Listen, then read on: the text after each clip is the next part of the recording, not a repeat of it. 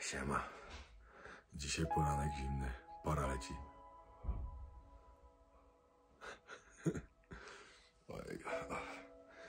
Ale spoko, wyspany dobrze. Dzisiaj będzie Mount Everest Base Camp. Jeszcze kolejna rzecz, żeby wam pokazać, jak tu jest zimno w pokoju. Para zbuli to jedno, ale miałem mokre skarpetki i patrzcie, zamarznięte.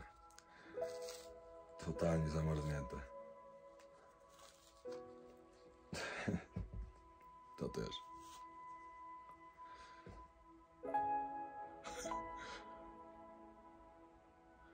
No. Dzisiaj jest zimno. Oj, powiem wam, że tak zimno to nie było jeszcze w żaden poranek. Teraz pokazuje, że na zewnątrz minus 13 jest 7 rano. Nie wiem, czy tyle jest. Wiecie, jak to z tymi prognozami pogody. Ale tak, żebym się obudził rano i skarpetki, że były zamarznięte aż normalnie w kamień. Para z buzi leciała. To jeszcze nie było ani jeden dzień. To jest kawka, tybetański chlebek z omletem i z dżemem. Przepyszne to jest.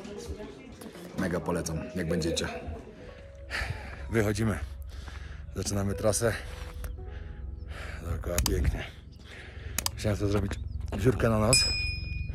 Potem, jak wczoraj zobaczyłem, jak zmarznięci ludzie przychodzą, jak zmarznięte twarze mają, stwierdziłem, dobra, rano trzeba ją trochę ochronić, bo jest teraz chyba minus 10. Wiecie, w słońcu to się wydaje, że tyle nie jest. O, patrzcie jak...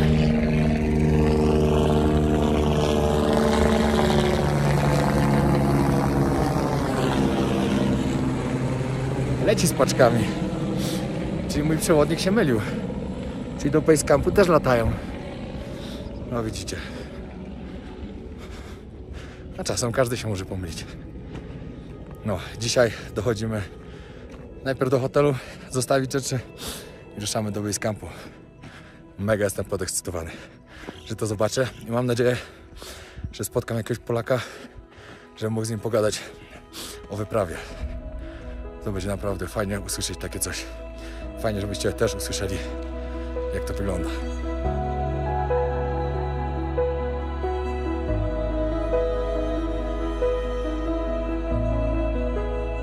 Jak na razie przeprawa cały czas takimi kamieniami i głazami. Zobaczymy, jak dalej będzie. O, kurde, od zimna w pokoju. Rozładowały mi się baterie w mikrofonach. Czekam, aż się trochę grzeją i przy następnym punkcie spróbuję podładować, żeby był na pewno dobry dźwięk.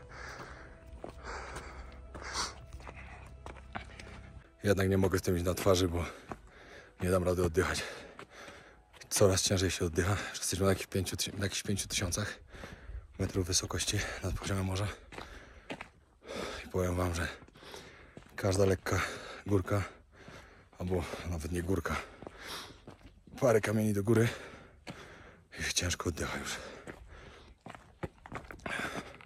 Jeszcze jest bardzo zimne powietrze na razie. No, później się trochę zmieni, ale później będziemy jeszcze wyżej. O. Rzeczka zamarznięta.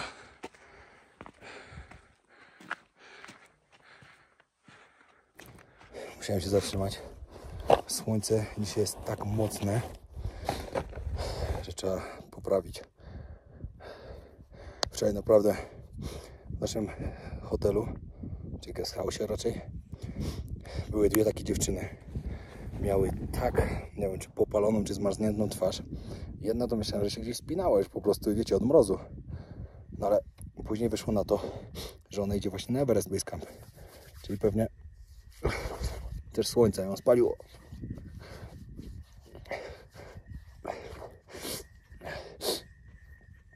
A że ja mam ciągłe problemy, że mam czerwoną twarz, jak przesadzę ze słońcem, to muszę na to uważać. No i można iść dalej.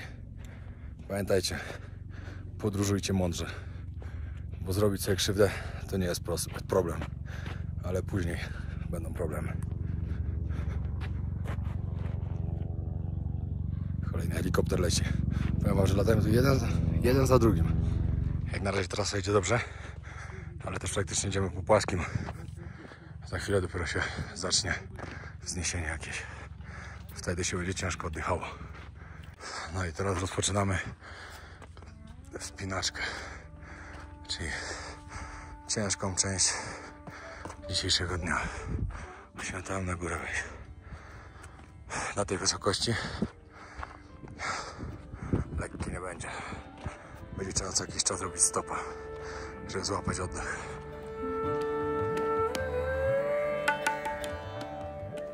Trzeba złapać oddech i wchodzimy.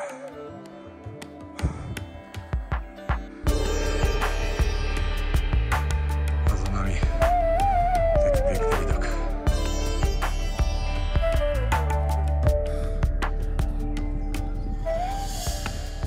Powiem wam, że jest ciężko. Serio. Musiałem to iść tutaj.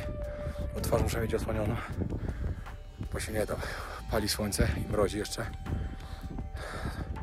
Za 2 dni moja twarz była aż tak bordowa, że bardziej by się nie dało. Jesteśmy w połowie, jeszcze kawałek.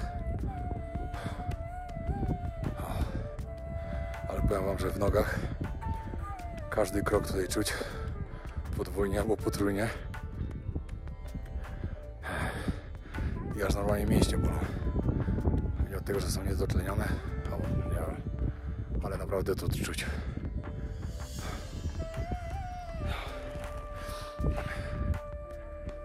Cudownie.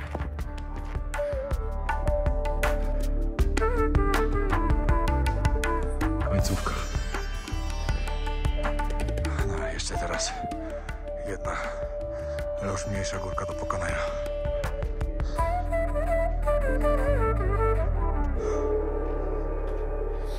Musicie mi wybaczyć, że tak dyszę do tego telefonu, ale uwierzcie, że na tej wysokości już się ciężko oddycha. A jutro będę jeszcze wyżej.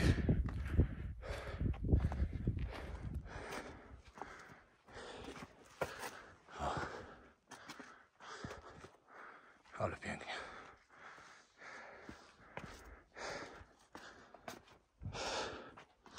Teraz trzeba dojść tam. Cyk, cyk, cyk.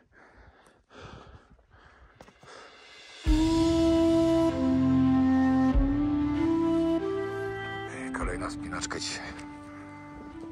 Przede mną szerpowie z takim załadunkiem idą, że ten jeden tam to ledwo wstał. Takie ciężkie to. Powiem wam, że dzisiaj trochę powietrze odczuwam na gardle. Czuję, że cały czas w płuca idzie naprawdę mroźne powietrze. Wiecie, tutaj już wszędzie jest śnieg. Tutaj temperatury cały czas już na minusie się utrzymują. No i płuca to trochę odczuwają.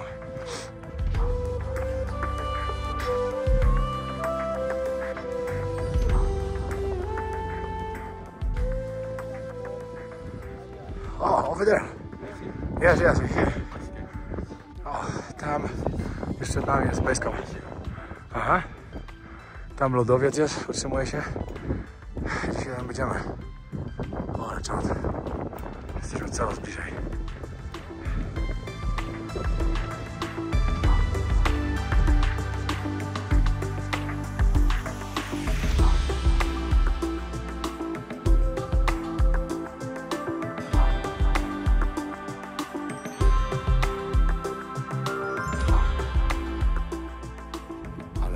Dzisiaj spełnię pół mojego marzenia związanego z tą wyprawą, bo dzisiaj zobaczę basecamp, a jutro na 5600 punkt widokowy Kalapatar, wschód słońca na tle Mount Everest.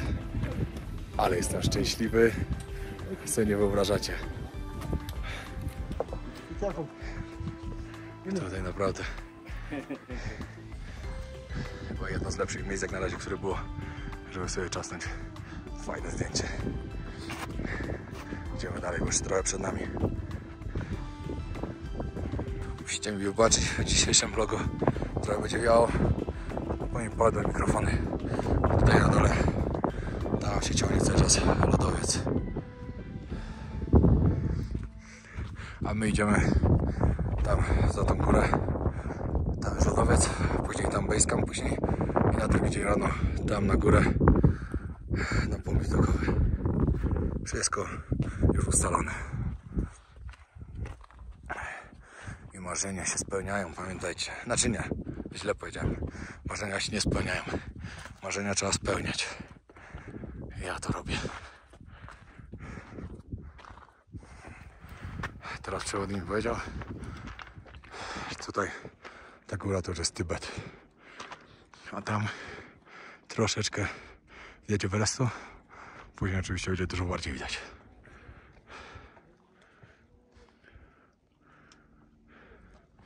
Tutaj już im bliżej, tym więcej ludzi. Wszędzie tam będziemy szli. Taka droga. Szerpowie idą z takim załadunkiem. Są naprawdę dla mnie mocarzami. To, co oni robią, to jest po prostu niesamowite. Oni właśnie niosą, widziałem oznaczone Elite Expedition Everest. Ten Elite Expedition, szefem tego jest, nie wiem, czy też powiem, Nimsat, czy jakoś tak. Człowiek, który pobił rekord i w ciągu pół roku zdobył 8 tysięczników. Wcześniejszy rekord to było chyba 8 lat, a on to zrobił w pół roku.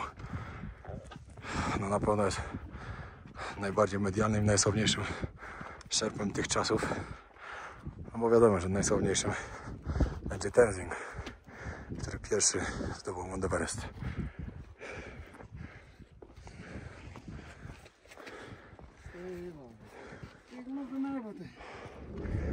No i docieramy do Gorokse, 5150 metrów.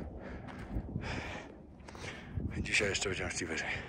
Ale tu zostawiamy rzeczy, jemy obiad. Ja muszę obowiązkowo wypić herbatę z imbirem, miodem i cytryną. Bo dzisiaj się tak nawdychałem tego zimnego powietrza, przy tak nierównomiernym oddechu, takim płytkim, że normalnie mi boli gardło. Muszę coś z tym zrobić. Nie mogę sobie pozwolić, żeby się przypadkiem rozchorować, bo jeszcze 4 dni przede mną i bardzo dużo kilometrów. Dobra, mój błąd. Jednak jesteśmy na 5190 metrów.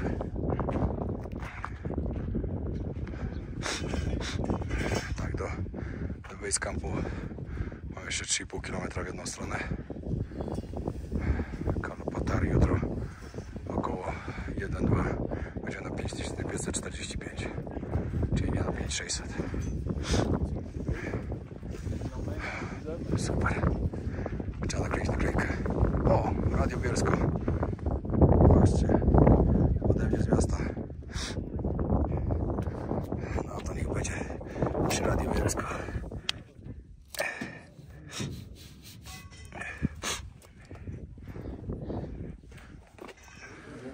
I dotarliśmy. Też fajna miejscówka, wszędzie flagi. Szukam Polski.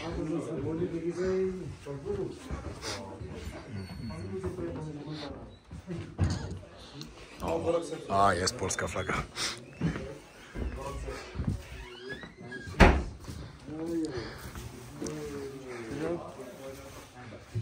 No i doszliśmy, mówię, kurde, muszę szybko podłączyć mikrofony, żeby mi działało. A tam po prostu było tak zimno, no, że baterie nie wytrzymały tego. Dobra, ważne, że teraz działają w basecampie, będę mógł nagrywać normalnie. Tam znalazłem jeszcze jedną polską flagę. O, tam. Nie, czekajcie, w którą stronę? O, tam. It's very nice here. This is with the lodge. O, powiem wam, że herbatka z gingerem, cytryną i miodem uratuje moje gardło. Nie mogę sobie pozwolić na to, żeby coś było nie tak. Tym bardziej, że jeszcze dzisiaj mamy 7 km do zrobienia. No i tutaj, jak już jesteśmy na górze, to ceny na przykład zupy poszły jakieś 5 zł do góry, makaronu jakieś 10 zł. Teraz tutaj za makaron, jak się jest przypuśćmy 1200, to jest 40 zł do zapłacenia. Za momo, które płaciłem 600, tutaj albo 700 później już, tutaj na przykład już 1000, 1100, 1200. Nie, jadłem to za 1200. To prawie raz tyle. No. O, popatrzcie jakie tu są ceny. Na przykład za wynajęcie pokoju. Single 2,5. To jest jakieś 80 zł. 160, 170 mniej więcej za twin room. No i później macie, popatrzcie, tutaj, żeby wziąć prysznic, będę musiał zapłacić 40 zł. Ale muszę, już 3 dni nie brałem. Popytałem teraz przewodnika, jak to wygląda, jak na przykład indywidualnie sobie bierzecie przewodnika i idziecie z nim i wtedy płacicie wszystko za siebie sami. No to taki przewodnik teraz, on mówi, że on na przykład bierze $30-35 dziennie. Jak sprawdzałem na internecie, to nawet ceny wahają się między $20 a $50 dziennie. No oczywiście za niego już nic nie płacicie, on sobie sam płaci za jedzenie, za pokój, ale jeśli sobie doliczycie to, że 4 posiłki dziennie, a im wyżej, tym drożej, za pokój, za prysznicę i tak dalej, tak wszystko, no to powiem wam, to nie wiem, czy nie lepiej iść po prostu sobie z agencją i macie wszystko zorganizowane i się nie musicie niczym martwić. Bo myślę, że cena nie będzie się jakoś wiele różniła, a przynajmniej macie załatwione wszystko. I się nie musicie totalnie niczym przejmować. Także jak ktoś z was się będzie wybierał, przemyślcie ten temat, bo no, nie wiem, ja osobiście uważam, że lepiej mi było iść przez agencję. Tak, jeszcze zmiana na jutro. Ja myślałem, że będziemy wstawać bardzo wcześnie, że około 2:30, ale przecież my jesteśmy już tak blisko, że my wstajemy o 5, żeby tam wejść po prostu, bo to już jest naprawdę blisko.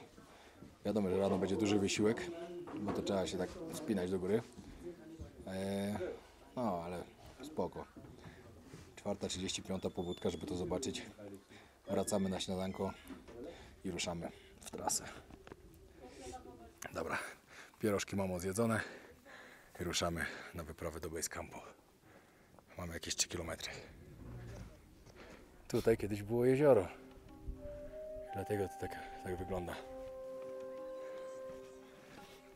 Ale tu jest... Jeszcze nie mogę doczekać. Za niedługo tam będziemy. Myślę, że za godzinkę nam to zajmie. No i tak. Towar dotarł do base campu. I teraz wracają jak...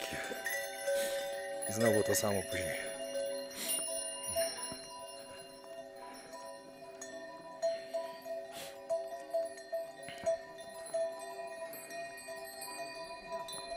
Tak mi się pogoda udała.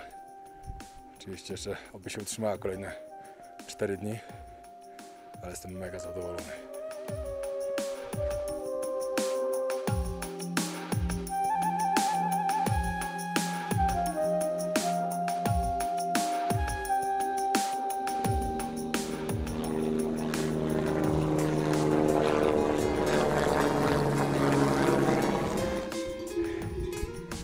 Dają radę po tych kamieniach.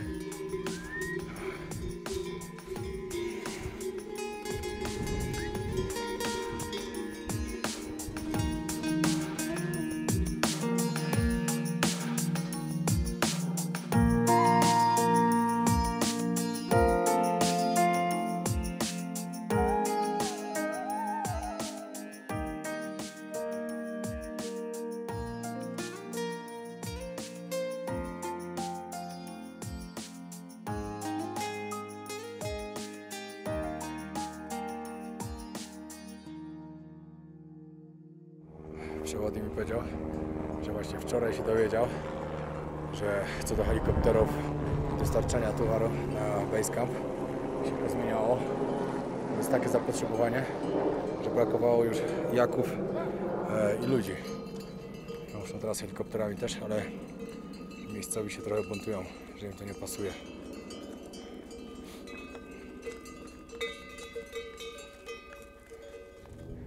I przed nami tam basecamp.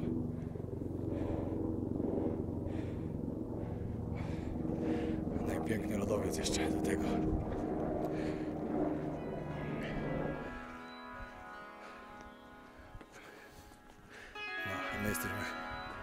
Coraz bliżej celu.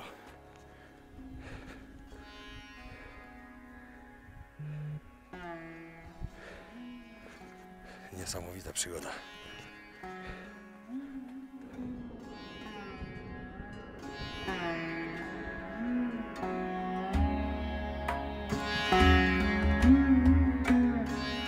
Mamy jeszcze kawałek. Musimy dojść dokładnie tam, pod górę. A tutaj przed nami wystaje czołek Mount Everest.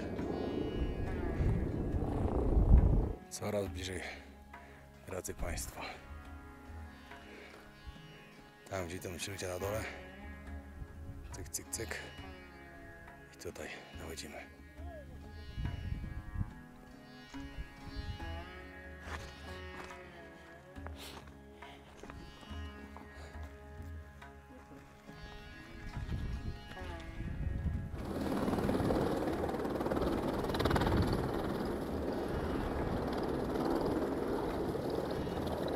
Tu się zaczyna dowód na to, że tu jest naprawdę już zimno. Sam lodowiec.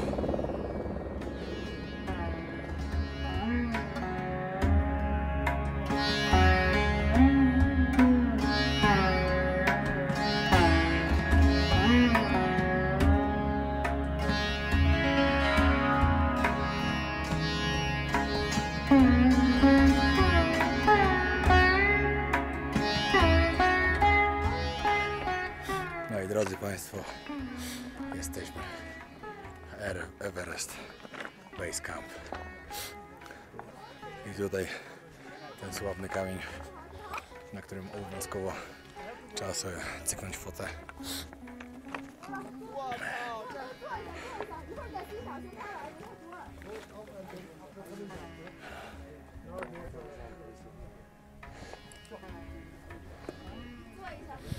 No i dotarłem tutaj.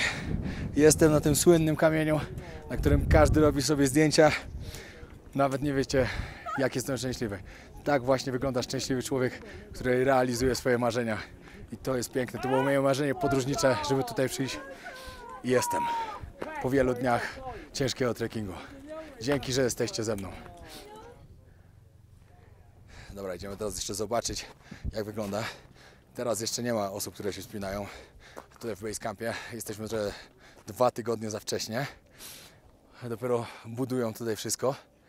Tam wszędzie się namioty też ciągną, różnych ekspedycji, no ale dalej to budują. Podobno za 2 tygodnie dopiero ruszają wyprawy, ale i tak jestem szczęśliwy, że tu jestem.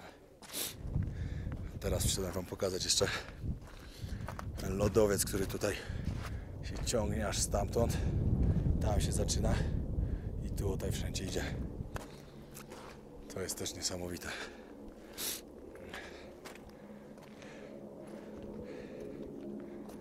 Jak w takich namiotach się śpi. Trzeba mieć naprawdę dobry śpiwór. Mr. Everest.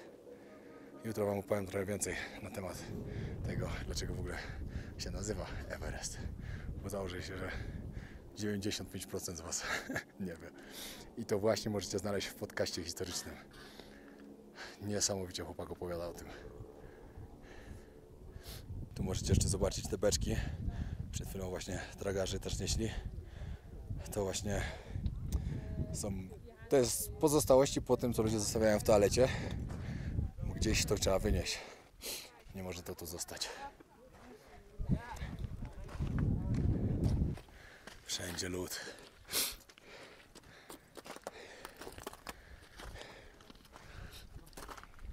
Ale ten lodowiec też pięknie wygląda.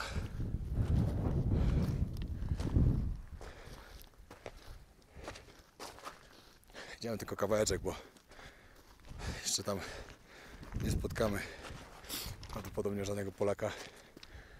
Bo się jeszcze nie zaczęło, także nie ma co tam iść. A musimy też zaraz wracać w miarę szybko, bo nadciągają chmury. A jak nie ma słońca, to jest bardzo nieprzyjemnie. No i wszędzie tam się budują bazy różnych ekspedycji.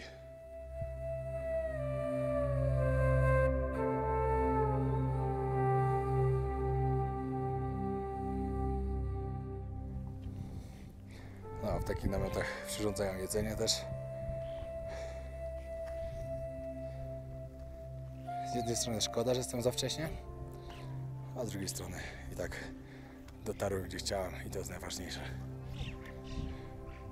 A mam nadzieję, że uda się spotkać z Magdą, która się będzie wspinała w tym roku na Mount Everest.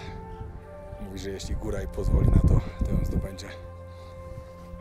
Mamy się spotkać w Katmandu.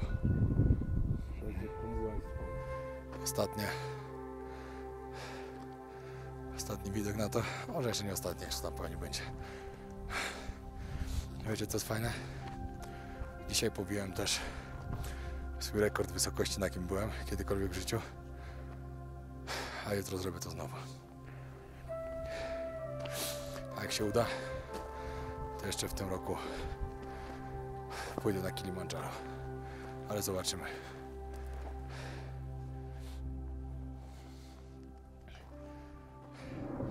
Dzisiaj helikoptery z towarem to normalnie co 10 minut lecą.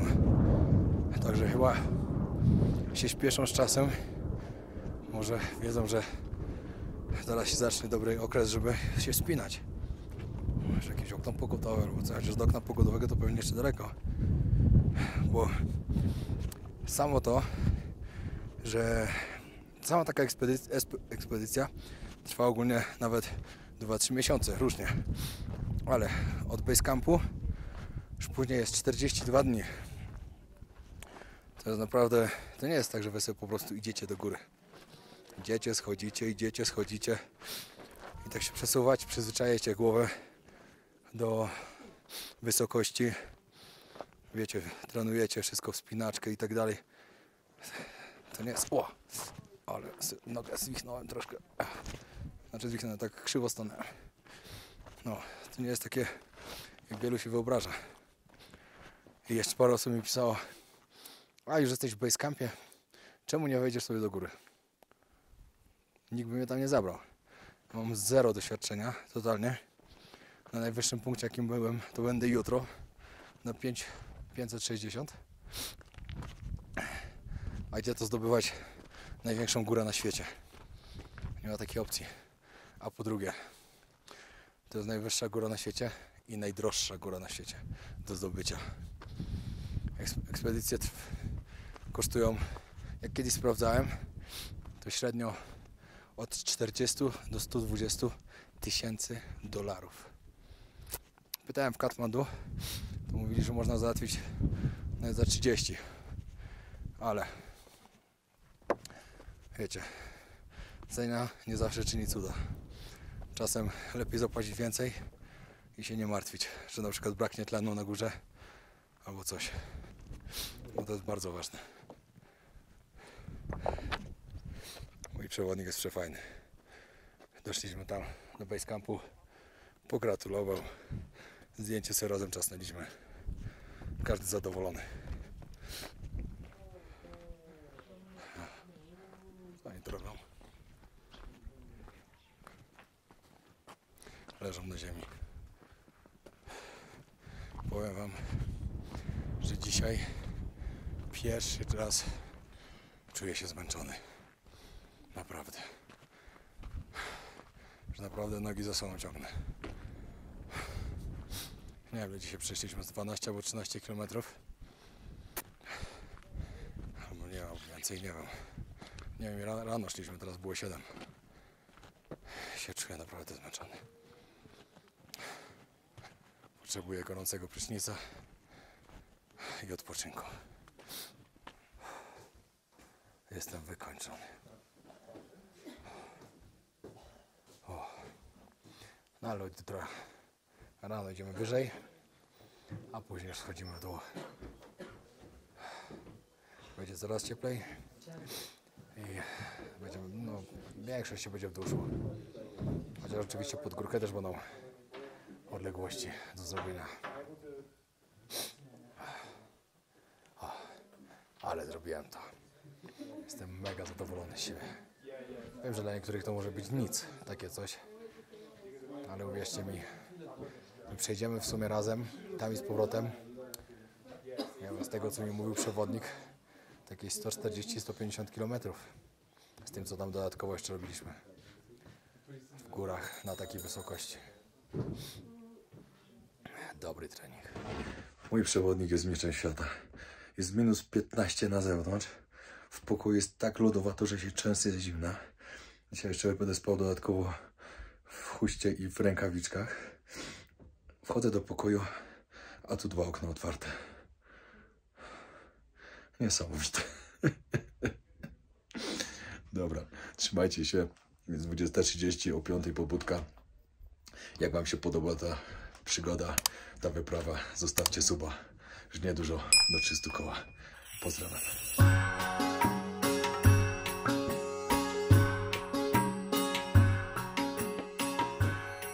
Nie do wiary. Jak można było okna otwarte zostawić przy minus 15 na zewnątrz? Jest tak zimno, że to chyba najzimniejszy wieczór, jaki przeżyłem. Znaczy, jaki przeżywam dokładnie. Jest turbo zimno. Mam nadzieję, że szybko usnę i oby do rana, oby do 5:00 rano. Idziemy dalej. Pozdrawiam.